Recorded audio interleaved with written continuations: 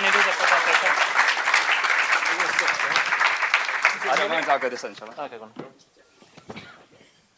Good evening, everyone, and thank you for coming. So, very lucky to have two of the top scoring engineers based in the UK here with us this evening. So, I'm sure everyone is familiar with Jake from his work as the chief engineer at Spitfire Audio, but he's also got a lot of other incredible resume.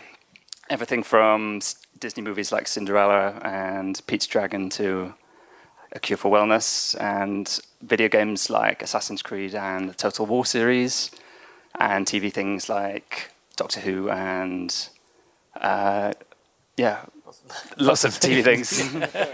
Lots of TV, yeah. Yeah. So thank you for being here, Thank Jake. you. Thanks for coming.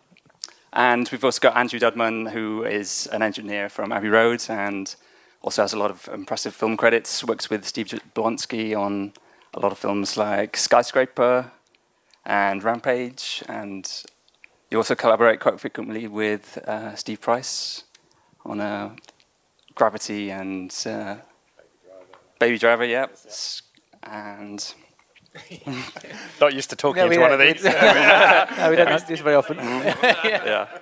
Games including God of War and Uncharted, and you're quite prolific in the library music area as well, aren't you? We do a lot of production so. music, we call it these days. Aha, okay, I get my wrist slapped if I call it library music, yeah. Yeah, do a lot of that for KPM and Audio Network and fantastic, yeah. a few others. Dive into that in a bit shortly. But to begin with then, I'd love to find out about your roots, because most of the engineers I've met actually started out as quite good session musician, instrumentalists in orchestras and things like that, and have a good foundation in classical music from that.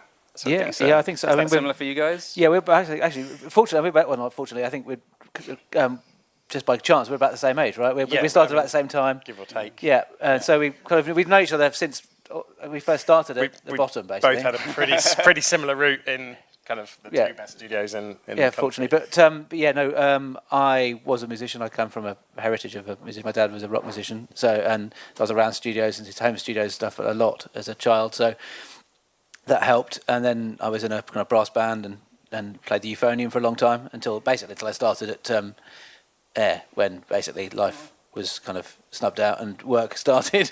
So I was a musician. I think it helps certainly in the film world to be a musician. I don't think necessarily in the pop world you have to be quite such a a kind of a grade 8 musician as such. But I am, and I think that helps in the film world. Andy? Yeah, I mean definitely as from an aspect of score reading and just that ability to help out with the production side of things. It's and communicating with the musicians, I think, really helps, doesn't it?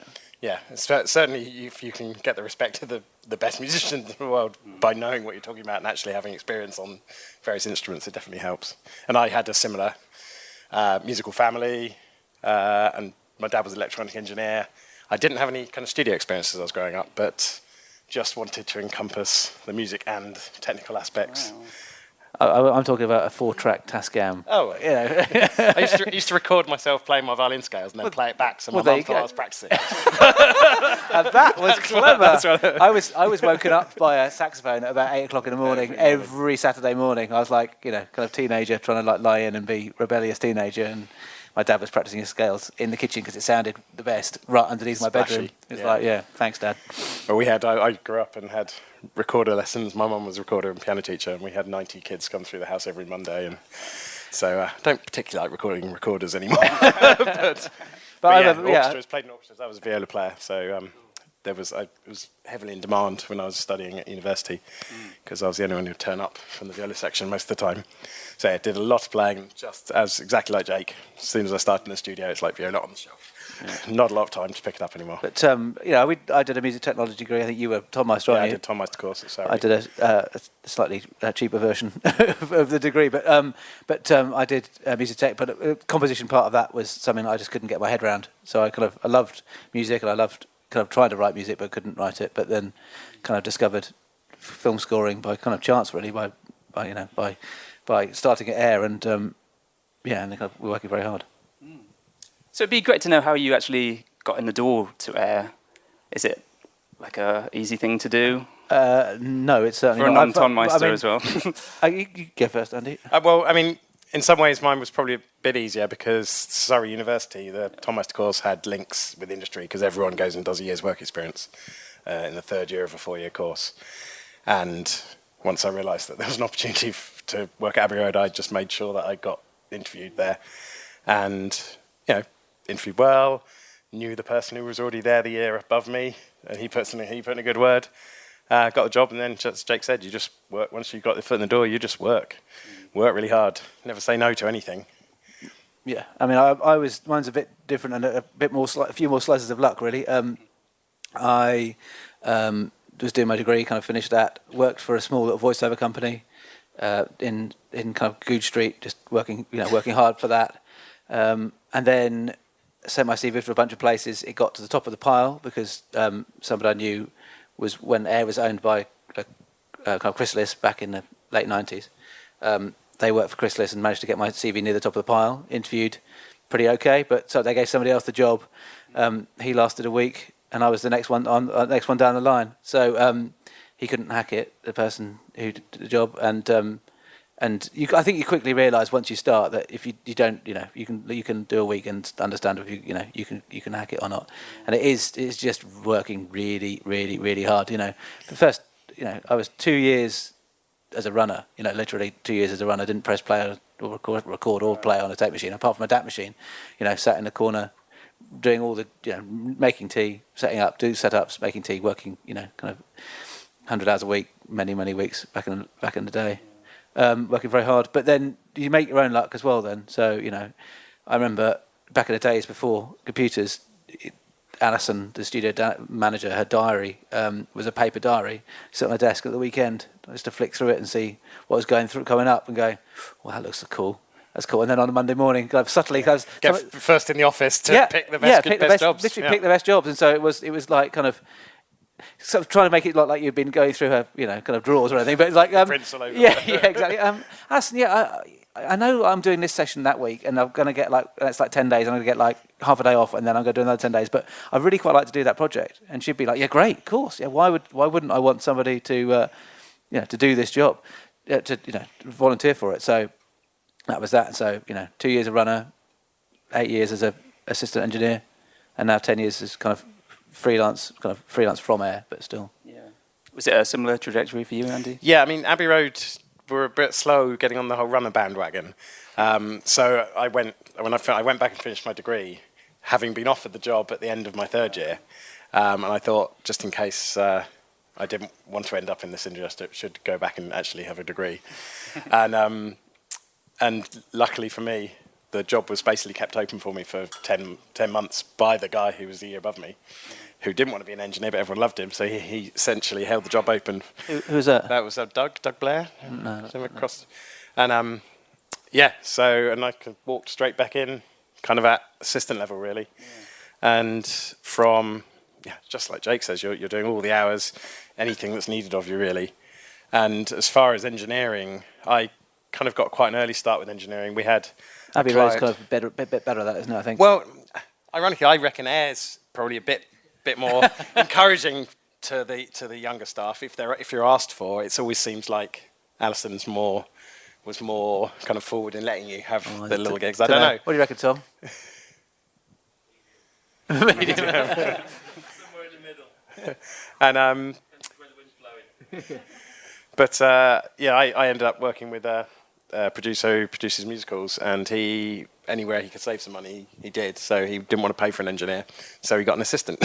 But I got to record orchestras, full-on bands with vocals, all live, choruses, and it was I think one of my first ever kind of big orchestral sessions. We went and did a mobile in Estonia in a town hall. Amazing. We flew in Tascams hired from FX and a U-matic machine recording conductor video, and just fly by the seat of your pants and you make stuff work.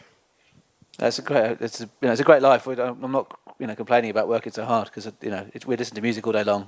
It's different from what composers do. We're not on the same projects for such a long time. I mean, by your last project you just finished. There are a couple of long ones. But day to day, it's kind of 2 or 3 days max, and we get to listen to music all day long, which is such played by the best musicians, created by the greatest composers, and those people that we work with become our friends basically as well. So it's basically a big family. Which is why this is kind of nice, like this, because I guess we get to see people a bit more than you guys probably do, because we get out and about a little bit. I mean, we still mix. When we're both by ourselves, we mix. We've both got home studios where we mix, and people come to that. But we are in a studio sometimes, and with musicians and stuff. And I guess you guys out there, you get a bit more insular. You're in your studios composing away. Not quite so. It's nice to have a little forum, and that's a great thing that the internet's done, is being able to bring people together. Definitely bring people together, and the ability to listen to other people's music is so easy now, isn't it? Fantastic. And I'm really curious to know how you actually learn to listen so well. And I'm assuming you're pretty quick and you can kind of hear a mix and decipher what's wrong. Because it's something I've noticed is, I guess, just the more I write and the more I mix, the better I'm able to hear things. But have you guys found a way to accelerate that process, or put yourselves in an environment that is conducive to? Well, I wouldn't say it's kind of deducing what's wrong with people's mixes or anything. It's just always just trying to create the best sound world, and especially when you're working with visuals, creating the best sound world to work with the picture you're working with, or with no visuals, just as a beautiful listening experience, right. And adapting your style to the style of the music. And that's where the collaboration with the composers is such a great thing, and working with the producers.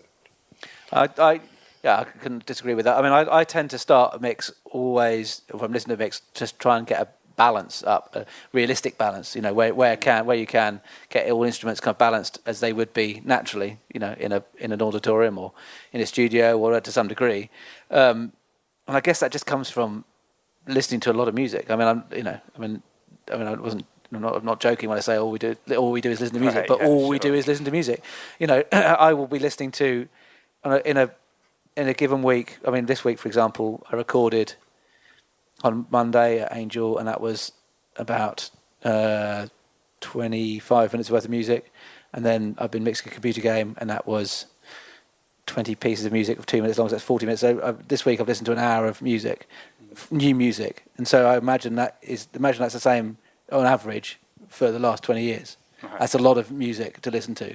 And so it's not, like a composer, you'll be listening to the same bit of music, for like 10 minutes a week, or, it's just listening to a lot of stuff. So it's a balance, getting something that starts well and then realistic, and then you can accentuate the stuff that is you want to accentuate, whether it be an instrument that wasn't necessarily balanced right, or vocal or whatever, then do some cool stuff with that. But I always start simple, make it nice balance, sounding really nice space, and then kind of, if there's time, depending on budgets and schedule and stuff, then you can start making a kind of a more interesting mix. But keep it nice and simple. And you end up as an engineer, you kind of, over the first kind of few years of your career, you end up kind of creating your own little sound world that is not repeatable. It's not like you're trying to copy yourself, but you always kind of end up with your own tastes. Oh, the same reverbs, and you start with the same reverbs. And it becomes your template. your little kind of sound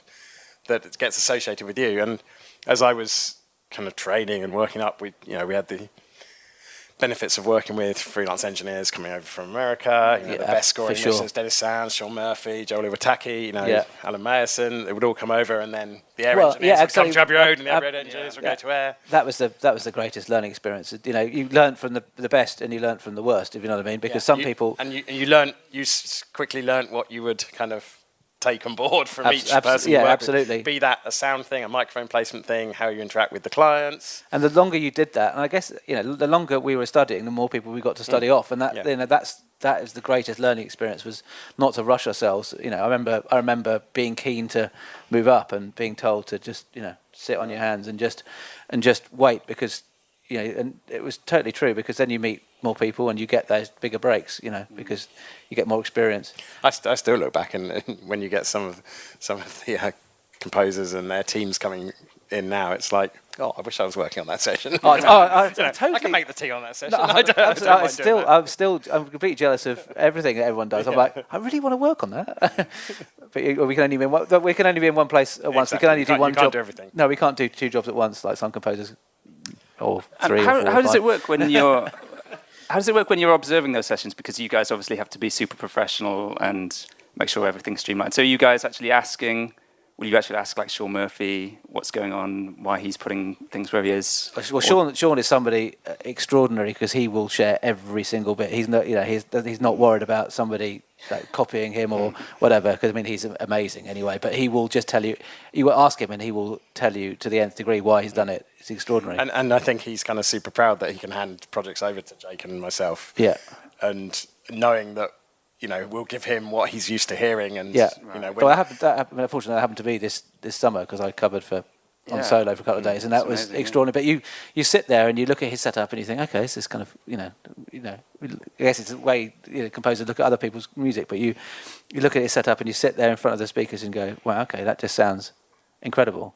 But then if you're someone like Sean Murphy, you tend to be only working on the most incredible pieces of music, with the biggest budgets and the biggest, the best musicians, most musicians, and there is something about the orchestra playing, 90 musicians playing the Star Wars theme tune. You just can't go with no clicks. The most musical things you ever hear. Yeah, and so they are lucky because they get to do kind of that kind of stuff. But they're very. You do.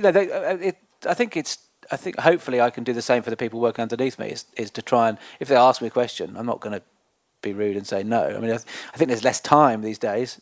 There is, but at the same time, there's more for people to see because we leave much bigger footprint now in terms of, a Pro Tools session or a Logic session. Now everything there, the multi-tracks there, you can solo every single microphone and hear the position. There's setup diagrams that get put up on Google Drive and shared with everyone. So you can look at EQs and you can look at EQs in mix sessions and all that kind of stuff. So I guess that stuff is easier to share, and in this day and age, I think it's really helpful that we share it. Obviously, like Christian's vlogs and and that kind of stuff. It's fun to be involved in. It's fun to. I don't mind giving away my knowledge, because I think it helps. If it can help people, then that's great, and hopefully then, we can get back from composers what we give to them to some degree. Yeah, that's fantastic. So we could give away some of your knowledge now because you both have kindly put some session photos. So perhaps Bernard, are you able to get those up on the slideshow now? Yeah, we had a quick chat and thought it might be nice to just talk through a couple of orchestral layouts and stuff. Yeah, and just because, I don't know how many of you get the chance to record with real musicians, but the placement of the players can actually have a massive impact on the sound and perspective. Yeah, and I know Jake did an interesting project. Yeah, so I think what's we got here? That's the interesting one. Yeah. So this one, it looks like a kind of traditional layout, but this one is from a film called Robin Hood, which comes out in America, I think next week. It's a Joseph Trapanese film. This was great because we had again we had everything set up. You can see all the chairs out there. We've got the first 2 or 3 rows, 3 or 4 rows are the strings. Then we've got some brass chairs at the back. We recorded them separately, as kind of a lot of people do these days. But what's interesting about this photo is, if you can just actually, Bernard, if you flip to the other photo of mine, you'll see a more traditional layout. We'll talk about that first, probably. So here is a more traditional layout that, so you can see like mic position. So if I talk about it in terms of kind of what you might know from sample libraries, it's quite nice to be able to see from that. So this, the big mic at the top, the silver mic, this one.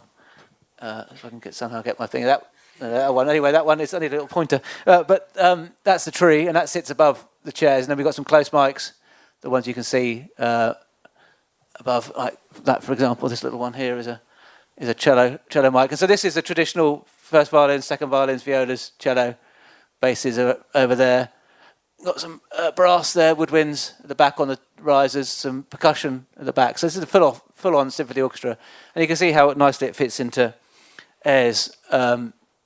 Into air. There's a piano on the left, just out of shot. But very traditional orchestral lineup. And what we wanted to show you is just, I don't know, really. This is just how we do our job. It's how it looks, how you might expect if you came into a recording session.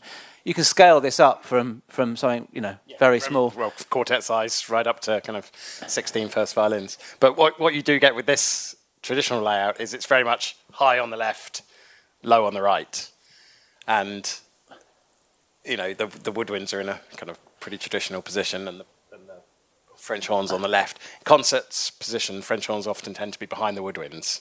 and then the percussion always seems to be a bit off to the kind of left. Whereas we like to keep the percussion as kind of central. I mean, wide, but central as possible. So, you know, glocks and things aren't pulling your ear off too far to one side.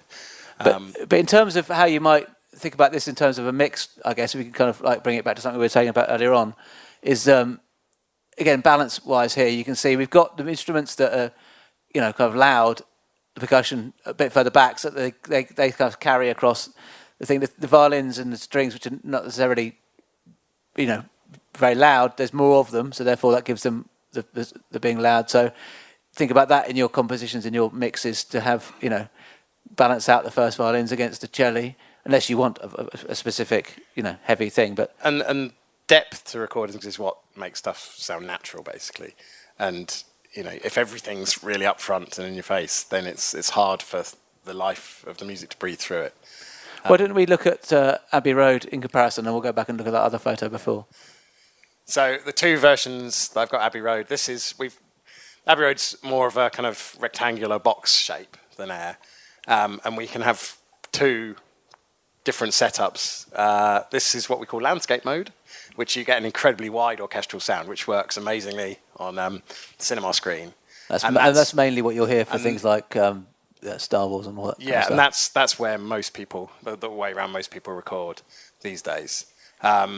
This was actually for John Williams for one of the theme park rides. And he doesn't come over for any of that, but he listens in when we're doing it. He sends Bill Ross, his orchestrator, over to conduct. And everything's live in the room. The harps are going to be either side of the conductor with these little baffles. And it's a big old orchestra. And then we try and have the odd little screen around just to protect some of the close mics, so that if we do need to dig for certain instruments, you don't have trombones all over your bass mics, for example. And if we switch to my other picture, so this is the room the opposite way round, and you can see how much narrower the orchestra has to be to fit in portrait in the room, especially things like French horns. So suddenly now you have to have 2 rows of French horns. So you adjust the layout depending on. So this was for more of a classical sound. There's more space behind the kind of control room side of the orchestra for the sound to blossom. But people tend not to work that way anymore.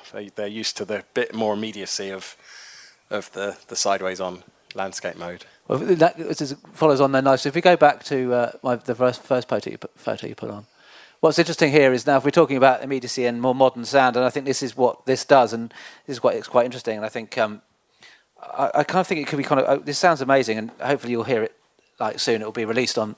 You can listen to it soon. As I say, it's called Robin Hood by Joseph Trapanese. But here, Joe wanted a completely different sound. He doesn't like the violins to be too present. And so what we actually did was shove them right at the back. So the best I can, I might try and use this other mic as a kind of pointer. But so we had, in this front row, we had the cello, and then we had the violas in the second row. And then we had the first violins, the next 2 rows in front of where the horns are, and we had the second violins back here. So here you had quite a kind of left-right kind of sound, not so much high on the left and low on the right. So it's much more kind of a stereo sound, I guess you could kind of, well, not stereo as such, but like everything was kind of much more present. And because you had the cello at the front, it gave a really interesting low end. Everything was kind of felt like it was coming at the right at you really, really interestingly, and Joe was really excited about it. And then we had the brass. We had 6 horns. In my little red pointer, there's 6 horns at the back there, and then 6 horns on the right. So again, we mirrored the sound there, and we had the kind of brass, you know, blatty brass right in the middle.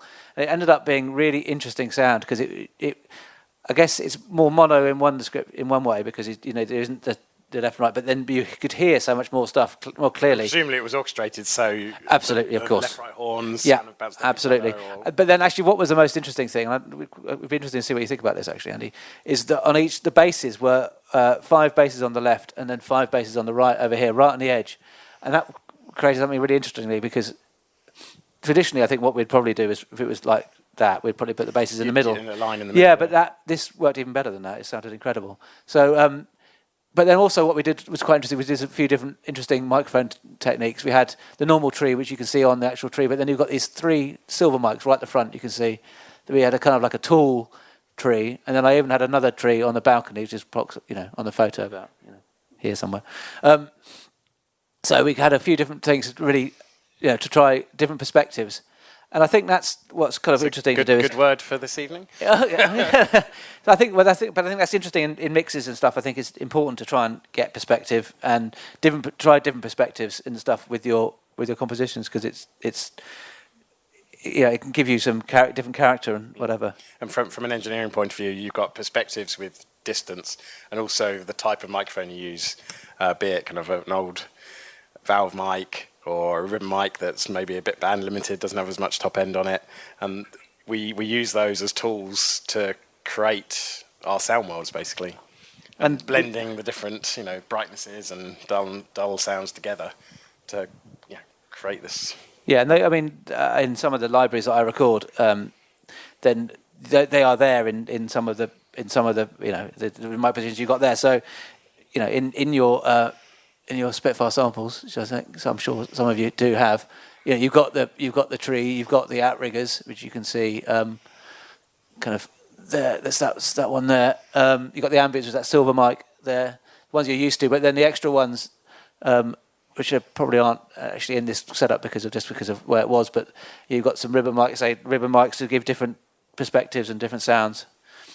So and sometimes it's not actually about capturing on these extra mics. It's not about getting the most pristine sound. It is about getting something that's different and a bit interesting and sometimes a bit grungy. You go for an unusual sound to give you an option that's kind of different from potentially a classical and style. Perhaps that's something to try in your own recordings, is not just to take your one microphone that will work, is have 2 microphones and do something interesting with it, take a different position, a different perspective, so a different, a completely different position, different style of microphone, and you can blend the 2 together. Don't be afraid to take a condenser mic and then a ribbon mic and combine the 2 things together, and you'll get a really interesting sound that way.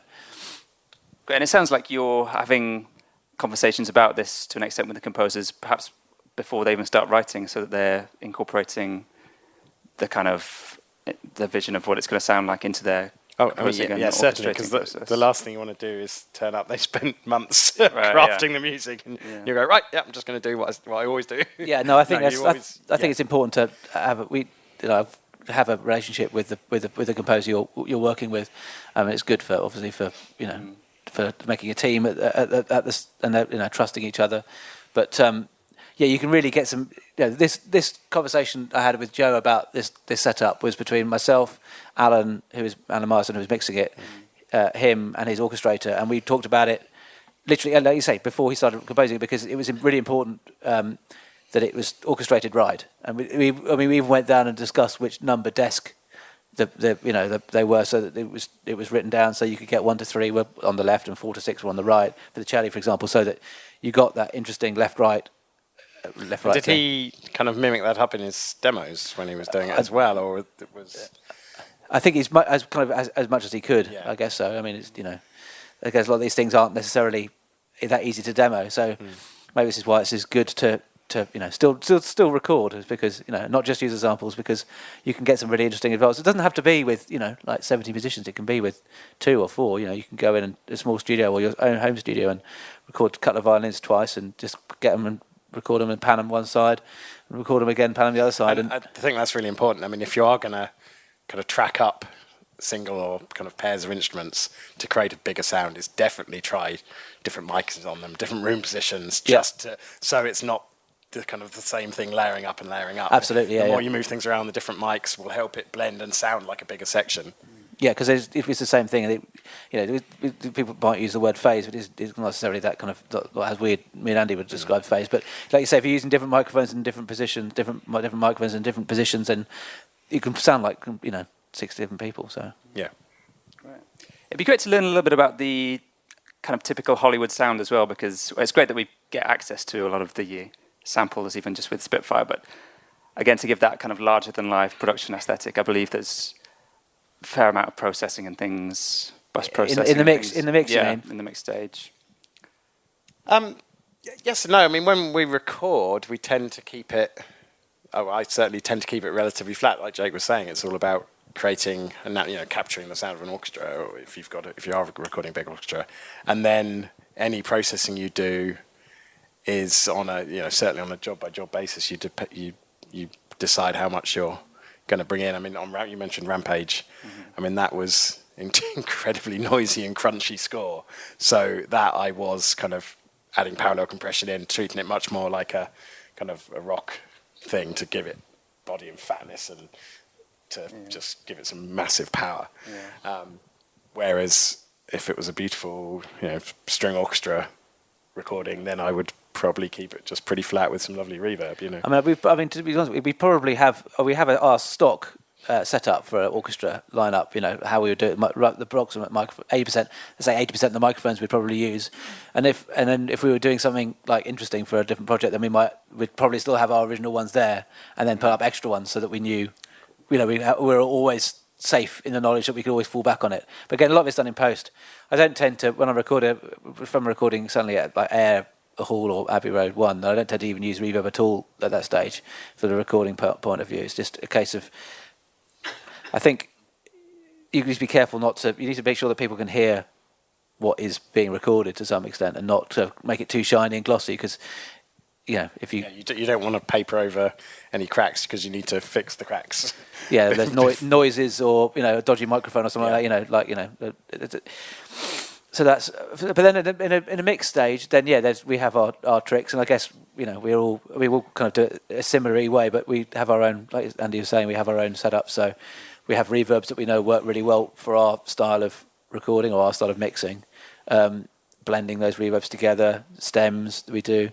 I mean, in terms of like kind of the Hollywood sound, I think the Hollywood sound can be anything really. So you've got the traditional, John Williams, John Powell kind of sound that is the full orchestra playing together, and that is the only way you can create that sound is by recording them hopefully together in the same room, Air, Abbey Road, so on, America, wherever. I think that's really, I think that's kind of imperative. If you want that sound, then you have to pay for it as such, really. But then you've got the kind of more Hans Zimmer-y style of sound where he tends to record strings separately and brass separately, and that became another style of Hollywood sound. Yeah, and I think actually that this Robin Hood one could be the next style of that, because it's similar. Again, we recorded the instruments separately to give ourselves control, and I think that's the biggest change in 20 years that I've been doing this, is that when I first started, we never striped anything, because you just couldn't with the number of tracks on a tape machine. You had 48 tracks of analog tape machine when we first started out. We had 48 tracks. That was full with your first recording, and if you wanted to layer anything on top, you'd maybe have a couple you just record it as a stereo channel at the end. So I think that's what's evolved the Hollywood sound. So I think it's really interesting. And now the Hollywood sound can be samples now. I mean, to the man on the street, my wife being one of those people, like she doesn't know what's real instruments and what's sampled. Watching TV, that's one of the first things. And that's the art, especially on the lower budget things, is tricking the ear with the occasional, with enough real to make you believe it's real, but you might only have had a couple of real players on it, and everything else is the samples. But I think it's important that everyone has their own style. I think that composers shouldn't go chasing other people's styles. They need to have their own style, and whether that's this day and age you can start with fantastic sounding virtual instruments, or non-virtual, synths and whatever, and then with maybe yourself playing. So I think it's really important to try and play as much real on there. I did a fantastic score a long time ago by Mark Kahneman. He played everything. Everything was real. It was the samples that he made were all his real samples, and the score was incredible just because it just had so much life to it. And I think that's important. And I've worked with composers where they spend hours crafting these unique little sounds in their studio. It's them playing real instruments, and then they come into the studio and try and recreate it, and you're like, no, this sound works because it was made in your little home studio, and it's dry as a bone, and that is why it sounds so great. Yeah. So I actively sometimes tell clients not to replace some sounds. Yeah, I think that's part of our job is to try and get what's right for the project as well. Some engineers might try and be the big, like we must do it this like this. But I think we're lucky because we started off, working on these incredible, as juniors, we working on.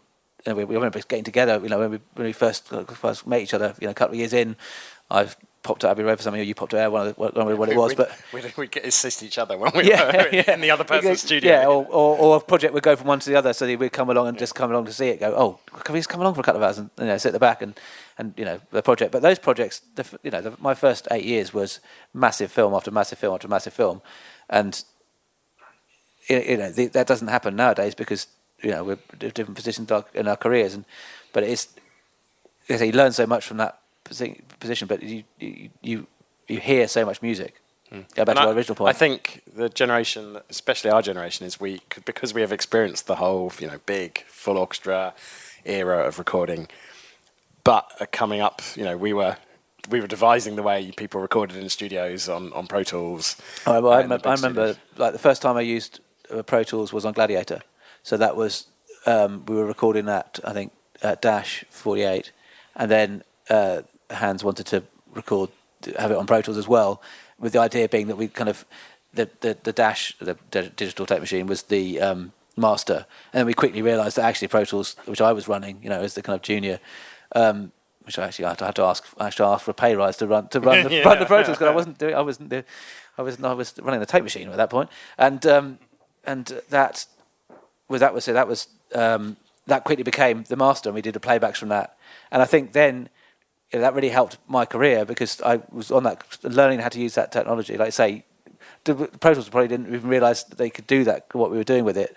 And it certainly kind of gave me a new lease of life as being when I was getting bored of being a tape op and wanted to be an engineer, being able to craft edits on the fly, do playbacks immediately. It'd be like that kind of, let's just do a quick playback. I'll just give Jake like 2 or 3 minutes to just comp it together. And I'd be like, no, it's already comped, press play. Yeah. And and that was the thing that kind of gave me the new lease of life to kind of stick with it and do with it. But that really helped us learn, be at the forefront of. I mean, it really helps obviously being at someone like Air or Abbey Road because you get the technology comes to the studio. You don't have to go out looking for it. It's, people want to get it in there, the best microphones, the best technology up to date, and people want to work with you to understand what you do. So again, it kind of comes back to if I'm looking to give out advice. It's learn your door, and do go out, but also push it to its boundaries and see what cool stuff you can do with it.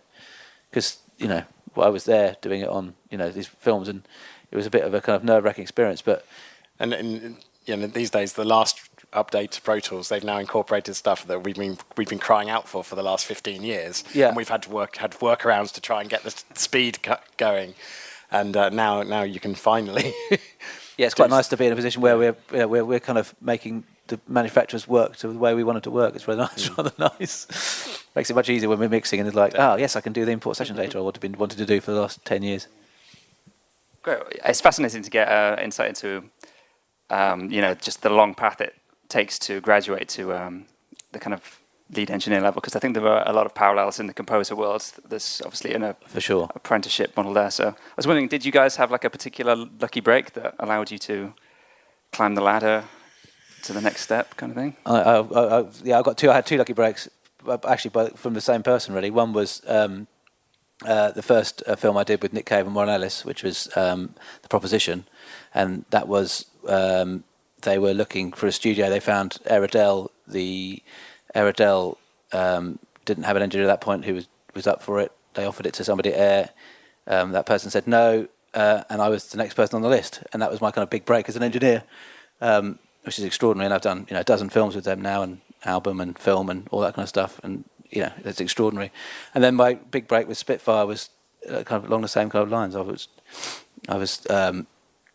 was a tape op on the very first Spitfire library, and then something happened, and the engineer who did that wasn't asked to do it again, and I was from that. So I was the next person who knew Christian and Paul, and so from that point I was that was that. And the clients are looking for someone who's really interested in what they're doing as well. And if if you're showing that you're genuinely kind of keen and excited about the projects, then they'll ask you to come back and work again with them. And I mean, as I said, I was lucky because I got to do all these musical recordings with big orchestras. As far as film breaks, I was working with Trevor Jones as an assistant, and this film project, it was Around the World in 80 Days with Steve Coogan. Brilliant film. And I was sitting there kind of, we did it in 3 different chunks. We recorded at Abbey Road, and then we went to the LSO's live at the hall in Old St Luke's, just around the corner from here. And so we'd done, probably a few weeks of sessions, and then they re-edited the picture. And the engineer Simon Rhodes he just couldn't do the next round of sessions. So because I knew the film inside out, had the relationship, I was working with assistant for Trevor Jones and the director, I got the leg up. And in some ways, it doubly helped me because I'd been sitting watching all the notes the director was giving for mixes. And so when I got my chance to mix the kind of day's recording that I'd done, I'm like, well, I know exactly what he's going to ask for. Absolutely. Because I'd just been sat there taking notes about it all and watching what Simon had to do to make the director happy. And so you kind of, again, it's learning off everyone you work with. And I think it's important to remember that they're lucky breaks to some extent, but you make your own luck in this industry. Yeah. And I think that's really important to remember is that, yes, we wouldn't be in a position, but it was the 10 years of doing, Well, they say that's that classic, you become proficient at something when you've done 10,000 hours worth of it, and we've probably spent more than 10,000 hours in studio. So this week. I mean, it is really important. It's really important if you get disheartened to just, give it that one last push, because you don't know when that break's going to be, and you don't know which project it is that's going to launch you, because it can be something you're totally aware of, or it's something you've been wanting to work on for 6 months, and then you get that call. Yes, I got that call, or it's something that you don't know anything about, or someone sees your name on a credit somewhere. That's one thing. I remember one engineer who I was assisting for, was always happy to give the assistant engineer the engineering credit because he was getting a producer credit, and he was also, one of the lazier engineers who just said, "Can you just do it like last time, or can you just do it however you want to do it?" And so you would do, and it was great experience. Get everything ready. The engineer could just walk in 10 minutes before the session. Literally, order a bacon sandwich. He walked past you, say thanks, work. and it would work. And that was a great experience because you weren't actually engineering that. He took the can if it went wrong, but you got all the experience of putting the mics up in the right place and going with it and choosing the microphones and going, okay, well, last time he did this, but what if I do this? He won't notice a difference, and I'll try that and see what difference it sounds. And then at the end of the day, you'd listen back and you'd solo it. Once everyone's gone home, you go, okay, that's kind of cool. Well, that's not going to work. We'd spend a lot of time after sessions listening back, because obviously when we're running the computers as assistants, you're stuck off to the side. So the only chance you really got to listen was everyone would go home and you'd start playing by move it into the middle of the desk. Yeah, but I think both Air and Abbey Road, the assistant sits on the right-hand side, so we're all very, very good at balancing with our left ears. Yeah. So with some sound bouncing off the wall. But yeah, so you don't know. I remember somebody coming into the studio, and I think engineering, they were like, we haven't met before. But I saw your name and you engineered this. Oh, great, fantastic. It's going to be great. And so that was, again, that's something that's just from your name been on when you were just, you've been a tape op on something, but actually, you've got a different credit, and so you don't know where that lucky moment is going to come from. So just kind of always prepare yourself for it and work hard. And you never know which projects are going to be successful. So totally. We treat everything we work on as if it's the most important thing, because for the clients coming in, well, it is the most important thing in your life. So we can't go, this isn't a John Williams day. No, but so also everyone gets treated kind of completely fairly, because you never know which projects are going to succeed or that bit of off, music, or you hear bits of music that you did on an advert, a couple of years later, you go, I really recognise that. Where's that from? And it'll be from that, and that would have made somebody a lot of money because they've relicensed it, and and it's like, that's great. If you hadn't have done it properly, that wouldn't be there, and then you're going to get a call. Oh, did you do that piece? Yeah, I did. Oh, yeah, okay, right. So again, like you say, it all has to be treated the same. So you guys have probably had a pretty good vantage point from which to kind of see a lot of composers' assistants climb the ladder in a similar way, and I'm guessing it's mostly composers here. So it'd be good to get your observations on. Do they have a similar attitude to you in kind of enthusiasm and proactiveness that you think has helped? Because I'm sure you've also met a lot of composer assistants that perhaps haven't. Yeah, I think you get a feel for people pretty quickly if they're going to stick it out or not. I guess the ones that we tend to work with now are the ones we got on best with when they were the assistants and when we were the assistants. Yeah, I think I would say it's a very different job being an assistant engineer or being an engineer to being an assistant composer, because I think we probably get a little bit more credit than the assistant composer does. Not from all composers, but from certainly some.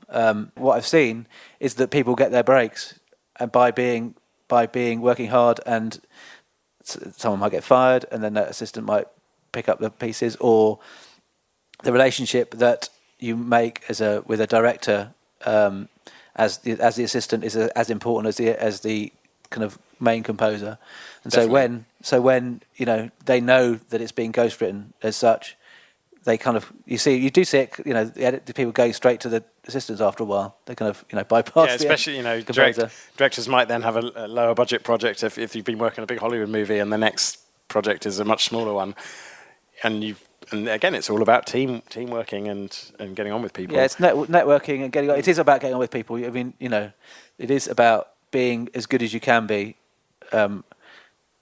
being professional, being a nice person. I think being a nice person really helps. I mean, some people aren't, but I think it's really important to be a nice person. Definitely, yeah. And trying to have fun. Yeah, It's. I mean, we hear stories in the studios of kind of the 60s and 70s, and it sounded like a riot. People just had a crazy amount of fun, and so sometimes it can get a bit serious. and Different kind of fun. Yeah. But I think, they did have a lot of fun in the studio, and that's how they made their music. But it's important. It is important to have fun because the stress levels are different now. Budgets aren't there. You get maybe you get only a couple of chances, and from somebody, and they don't like what you're doing, or they don't like the sound of something. They don't have the imagination to hear how it might end up being.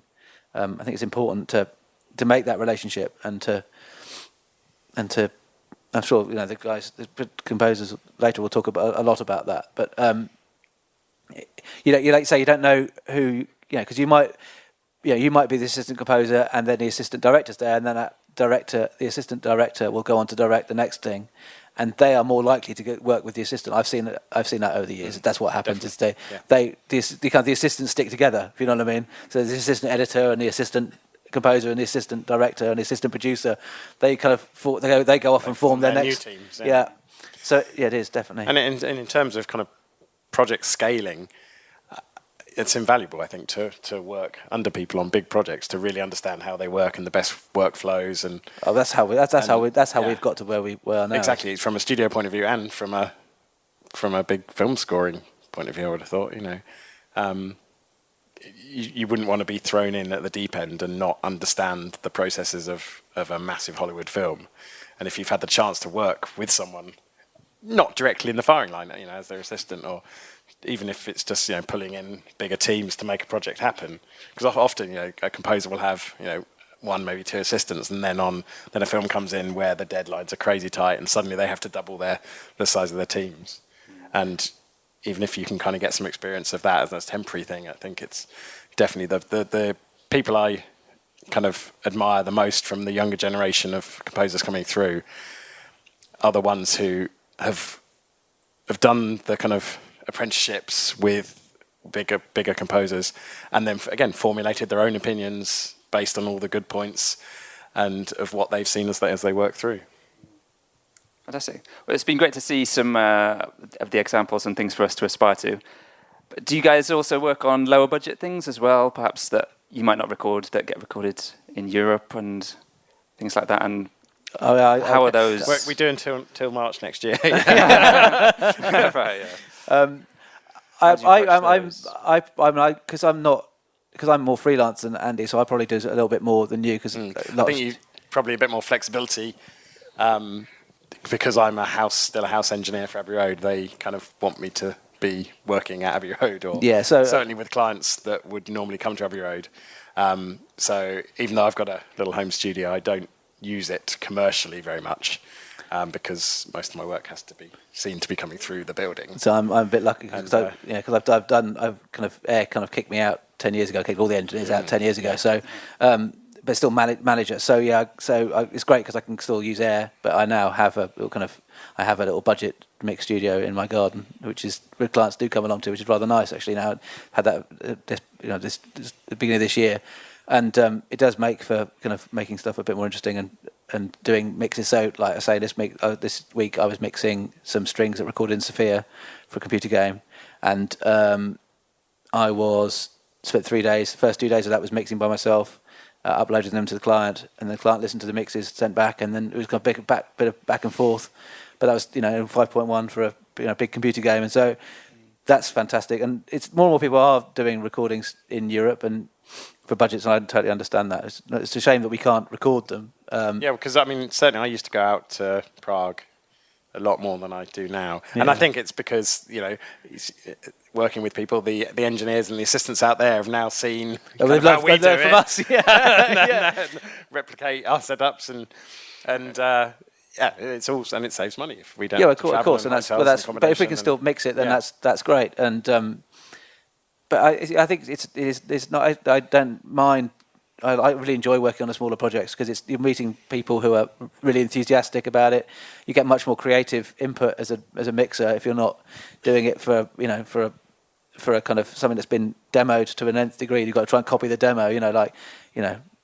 Really enjoy working with up and coming composers on projects that you can really help out a lot with, and also just recreate, taking some of the stuff that isn't so well recorded in the nicest possible sense, because more often than not, it's not the musicianship, it's the instruments that they've got at their disposal. Yeah, and even the samples, trying to treat. I guess the samples are getting better all the time. Every library that comes out is better, more featured than the previous ones. But just applying our kind of large room approach to in the box sounds as well can really transform some mixes. Sometimes we're looking at it from a different perspective and hearing sounds that we haven't got used to, so we would instinctively do something different. Well, that certainly helps, because we haven't been living with the music for 2 months, 2 weeks, 2 days, depending on the project. But it's we can just look at it from a completely different thing. We know what the end result needs to be, but we can just look at it and just. Sometimes it's just a case of kind of a little bit of widening and kind of not real height, but just we can make the mixes a little bit broader and wider. Great. Fantastic. Well, I think we're going to open it up to some audience questions. So if we've got a spare mic, and perhaps Bernard can pass that around.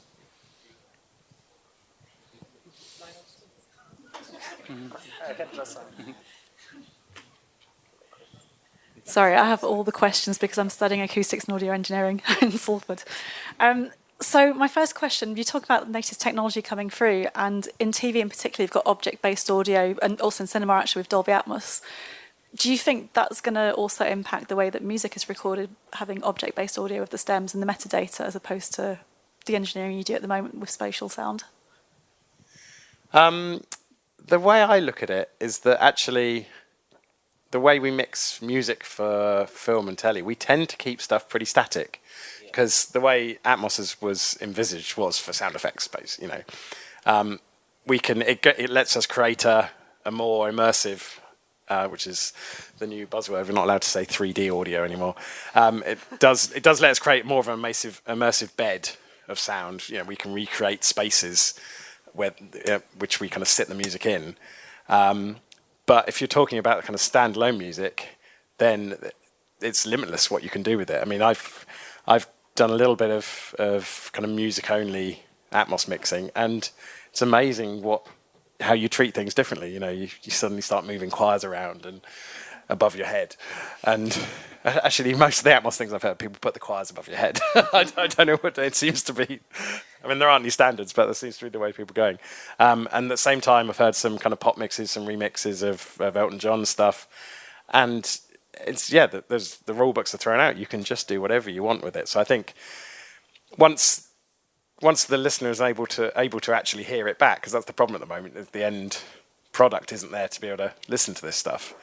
I think it's going to just be brilliant. I mean, there'll be a lot of work out there, either remixing stuff or creating new sounds.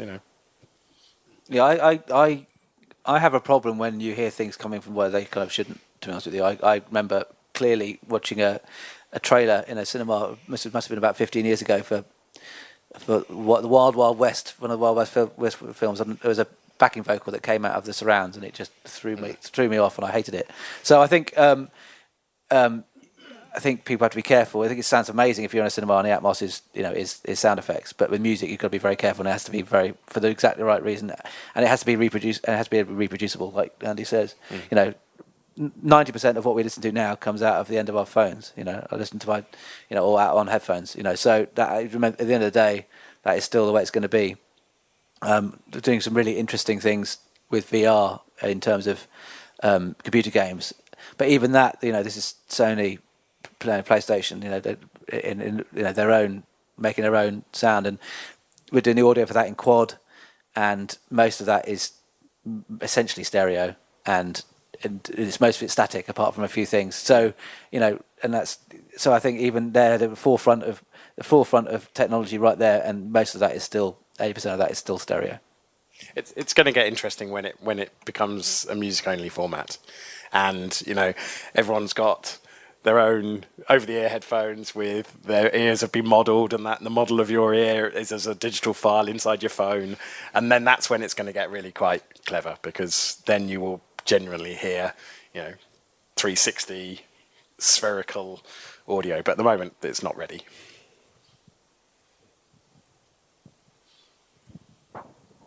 Hi guys, I wanted your opinion on where we're going with the big sample libraries. Obviously they've been used a lot as mock-ups and for cheap TV and so on. I don't know about you, sometimes I hear things which blow me away. I get obviously that writing and recording in a big venue is quick, and it's the workflow. Are you hearing material that's been written by composers on Spitfire, etc., that you think, well, this is actually as good as it can possibly get? In terms of the writing or the sound? In terms of the sound. In terms of the sound, I think you can make it your own. It's very difficult to make it your own because of you are dealing with essentially a couple of a file. But I think how you can layer libraries on top of each other is interesting. Using different manufacturers. Libraries. Some people do that, and that could make it sound really real or really big. I think that's the important thing to try and do. Or a unique sound that if you're just using one library of sounds, it's going to be pretty identifiable. Absolutely. So the more you can blend to create, and it's effectively you'll be creating your own library by blending different perspectives of instruments or venues or whatever. That's when you start noticing.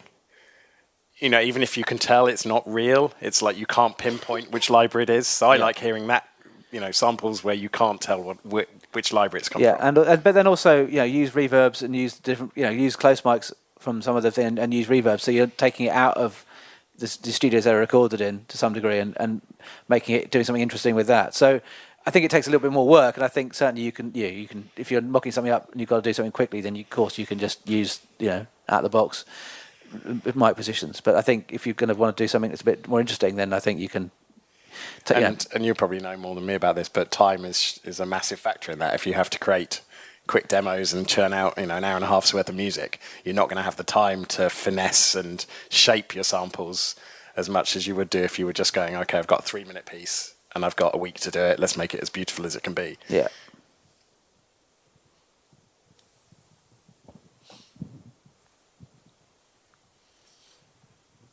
Hi, from your point of view, what do you think is a useful thing that a composer can have prepared for a session that maybe they wouldn't have thought of? In terms of for recording, for recording a recording session. Yeah. I think the is just be as prepared as you can be. So make sure make sure everything's working beforehand. That's.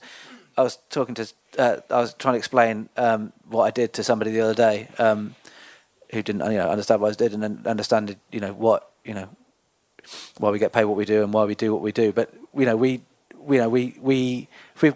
got a session on Monday morning, and if I can, I'm there to set it up. If I'm not, then the assistant engineer will be there on Friday. But we'll give them kind of detailed instructions. down to the centimetre of the heights we want the mics and the angles. But then we are there first thing in the morning, and we are ready to go. If it's a 10 o'clock start, we're ready at 8:30, so that time between 8:30 and 10 o'clock is filling in all the things that we haven't thought about or the client hasn't thought about, and so so the recording actually could start at 8:30 essentially, and then.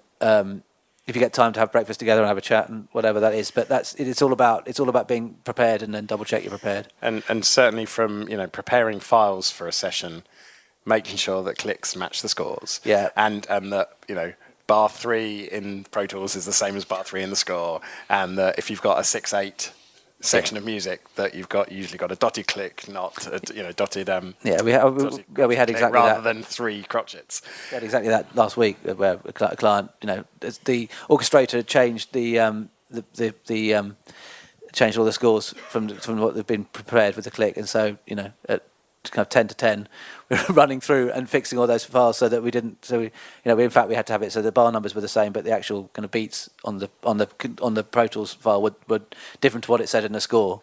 And even silly little things like if you're preparing your own scores, have a bar number on every single bar. Yeah, there's nothing worse than having a tiny little bar number at the beginning of each line, and then everyone's kind of counting, and people can miscount quite easily. Yeah, that's I mean, little things that you just. It's just being prepared and try and think of yourself as that performer you're walking in. But then little things like make sure there's water. Make sure that there's make sure that it's making people feel comfortable as well. Yeah, because if they're not comfortable, you're not going to get the best results out of them from performance. Yeah.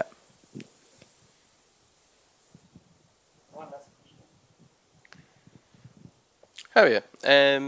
So this isn't a technical question. You've mentioned building relationships being a very important part of getting to where you are and doing what you do. Have you any tips for how to deal with critical feedback or how to resolve conflicts in a diplomatic way? Yeah, sure. I am one who takes criticism very badly. I always do, whether it's from my son, my wife, or from a client. But I think you have to. It's about collaboration, and I was talking about this with Christian the other day, and it's about collaboration and making sure that the criticism is constructive, and then at which point at the end of the day our mixes are we are doing a mix and we're presenting what we think is best, but actually then secondly it's like we've got to work with you to make you happy. There's no point us going, well, I think it should be like this, and then the client just not being happy at all. And then we wouldn't. So it's the same thing, I guess, from a compositional point of view. You are writing for somebody, and you put your heart and soul into it, but then they've got to like it and accept it. So it's collaboration. You're always working towards a brief and it's unless it genuinely is your own project and you're doing it for your own love, there's usually collaboration involved. Yeah. And it's about. I always try and not take things personally. Yeah, absolutely. Leave your ego. And I'm sure sometimes stuff is thrown at you personally, but I always try and just brush it on back, not take anything personally, and just take a step back, breathe, and then go, okay. Yeah, everyone's got their pressures that they're on them. But if you're friends with them, then it's one of those things. It helps definitely. I mean, I've had mixes where you prepare something and the composer comes in, it's like, no, that's not right, and it's like, oh, but okay, well, just let's have a discussion about it and find out what you want, and then I'll see how quickly I can get it to what you want, and then we'll move on from there. 95% of the time, though, when they don't like something, it is something ever so minor. It can be the sound type of the reverb, the length of the reverb, or just one instrument being too loud, and it will just throw them off. So I think it's always worth having a kind of a civil. If it's not going particularly well, have a civil discussion as possible. But if you're okay, let's listen to it again. Let's go through it again. Let's go through it and say, okay, right. What is it you like? What is it you don't like? And try, if you're feeling a bit bad, try and get them to say something they do like, at which point then you feel a bit better about yourself. Because most of the time, you'll probably say, most of the time, I've mentioned this to a client the other day, we'd never get any praise. It's always things that say that's wrong. It's like, okay, so at bar 12, that's not quite right. It's not like, yeah, this is brilliant. We love it, apart from this one little bit. I've got controlled paranoia. I'm constantly paranoid about the sound creating, but as long as I can keep the lid on that paranoia, then everything's fine. But it also means you're always trying to make it better as well. You I don't think you should ever kind of go, well, that's good enough. No, I think you're always like, what can we do to make it as good as it can be? I think I could say, as hand on my heart, that every change I've made to a mix has made the mix better. I don't think it's, and we're just hearing it a different way we're all individuals, we're all human beings, we all hear things differently, and the way the great thing about music is that it means so much to each person individually. We can all hear a song one way, and it can be completely different to the way that you'll hear it, to the way Lawrence hears it, and we all have our opinion, and they're all correct. So you have to remember that there's the way if someone's not feeling it, then particularly if it's something against picture. And if they're the director, then it's their rules. So you have to make it right for them. You can hopefully try and persuade them what you're doing is right. But if you can't persuade them, then you've got to join them. Yeah, but still keeping as much of your professional experience in it as possible. Yeah. All right, fantastic. I think we're out of time. So a big thank you to Jake Jackson and Andrew Dudman. Thank you.